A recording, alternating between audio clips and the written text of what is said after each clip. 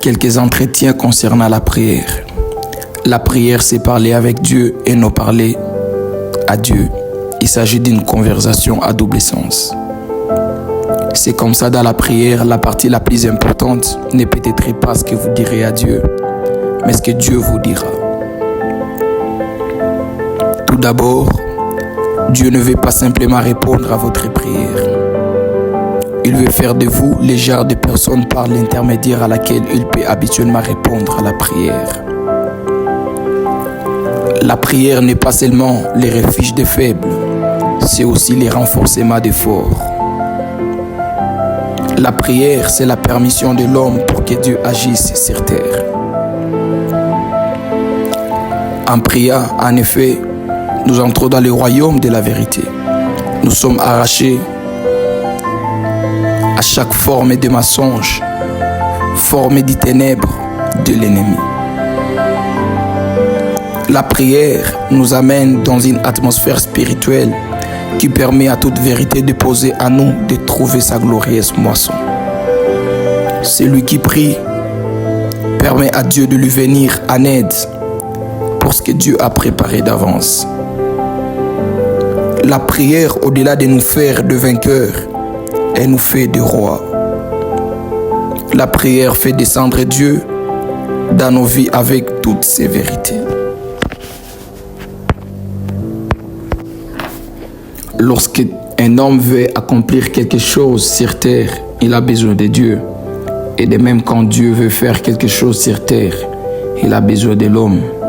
Bref, une destinée disciplinée par la prière est une réussite totale sur la terre. La prière, c'est l'homme et Dieu qui se rencontrent pour une mission de sa transformation. Aucune prière ne reste sans réponse, mais il peut répondre non aussi bien que oui. Elle pourrait bien être la suivante dans l'ordre menant à un oui plus élevé. La prière, c'est se détourner de ces mauvaises voies pour adopter la voie de Dieu. La prière, c'est mettre ses projets, ambitions, plans à côté et accepter les desseins de Dieu. La prière est un lieu de la transformation. La prière est un lieu de l'action. La prière est un lieu de changement. La recherche de la présence de Dieu a un prix comme toute chose de grande valeur. La forme de la prière la plus élevée est celle à Gethsemane. Néanmoins, ce n'est pas ma volonté, mais la vôtre. La prière ne consiste pas à plier Dieu, ma volonté, mais à rendre ma volonté conforme à la volonté de Dieu. Partout ailleurs, nous trouvons de nombreux obstacles, mais la prière ne connaît pas les limites. Elle ignore l'espace, les frontières, même les barrières. Un homme intègre qui donne la prière sa place qu'il doit avoir dans toute son existence verra ses actes, ses dons, ses paroles. Toute étoile qui brille dans chaque génération comme la nôtre aujourd'hui sont celles-là qui ont comme la prière leur secret. De Alpha Lucao à Joël Francis Tatou, de Francis Tatou à Ezekiel Michael Sankika jusqu'à nos jours. Leur secret, c'est la prière. Notre secret, c'est la prière. Ainsi, j'aimerais rester comme Daniel jusqu'à ce que l'ange vienne. J'aimerais rester comme Élie jusqu'à ce que la pluie tombe. J'aimerais rester comme Jésus jusqu'à ce que je sois transformé. La prière était leur secret. Elle doit être aussi la nôtre. Pour briller, pour dominer, pour impacter, pour influencer. La prière a été leur secret. La prière sera notre secret. Toute prière a et doit avoir deux facteurs. Tout d'abord, un Dieu pour donner, le second, un homme pour recevoir. La prière nous révèle Dieu et nous-mêmes. Dans la prière, Dieu peut donner une réponse globale à une demande globale émanant d'une personne entière. Dieu préfère des prières passionnées que des prières professionnelles. Dans la prière, il y a toujours une promesse à revendiquer. Tout ce que vous demanderez à mon nom, croyez que vous l'avez reçu et vous le verrez s'accomplir. La prière ne consiste pas à plier l'univers à notre volonté, mais de coopérer avec les desseins de Dieu pour faire ce que vous ne pouvez jamais faire auparavant. Le personnage le plus fort qui a marché sur notre planète a prié. Son acte public fut de se tenir sur les rives du Jourdain. Pendant qu'il pria, le ciel s'ouvrit. Je ne veux pas dire que ceux qui parlent de la prière prient, mais ceux qui prient peuvent parler de la prière. Tout homme qui prie, il ne doit pas simplement prier, mais il doit veiller pour prier. Dieu écoute et répond à la prière, mais ça sera à son temps et à sa manière.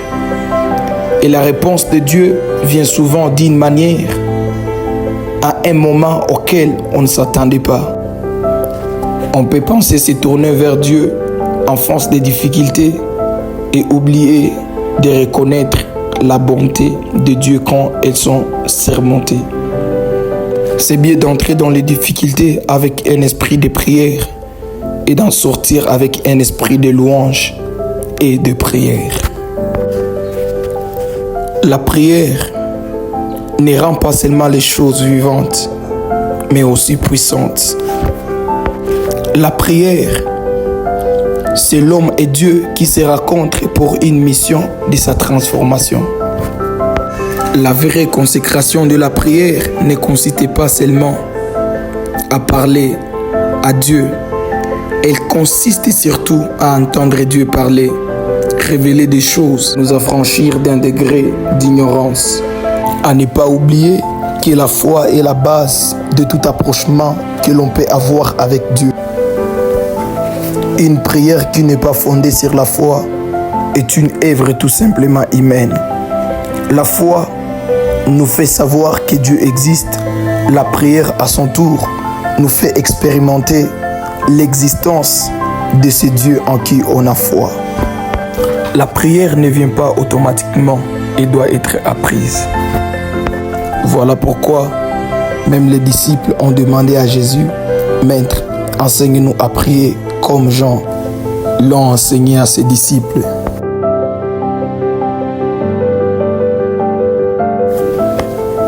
Priez avec moi. Masuzazi bakata baramideka basuta malabra tekete pali. Sumiha sutemande le falusha parondo massa videa. Erabla bakasunde de boko samanta la perra migedolo shabayanda bakeza. Sulanta paradi kamando lobosa paradi la vida prosha paradaya. Oh, toi qui écoutes la prière, tous les hommes viendront à toi. Je viens devant ta face de tout mon être, car seule ta présence me rassure la vie. Seules tes paroles m'aident à espérer sur cette terre des hommes. Que ma prière parvienne en ta présence, toi le secours de tous les temps. Pour tous les temps qui me restent, je ne veux plus m'éloigner de toi. J'aimerais te parler, t'écouter. Créer en moi un esprit de prière, un esprit de soif. La soif comme celle de Daniel, la soif comme celle d'Élie, la soif comme celle de Jésus. Jusqu'à être répondu, jusqu'à être transformé. Saint-Esprit de Dieu, je te prie et je t'en supplie, car parfois, j'ai la lourdeur, parfois, je n'arrive pas, mais c'est que j'aime. De même aussi, l'Esprit nous aide dans notre faiblesse, car nous ne savons pas ce qu'il nous convient de demander dans nos prières. Mais l'Esprit lui-même intercède par des soupirs inexprimables.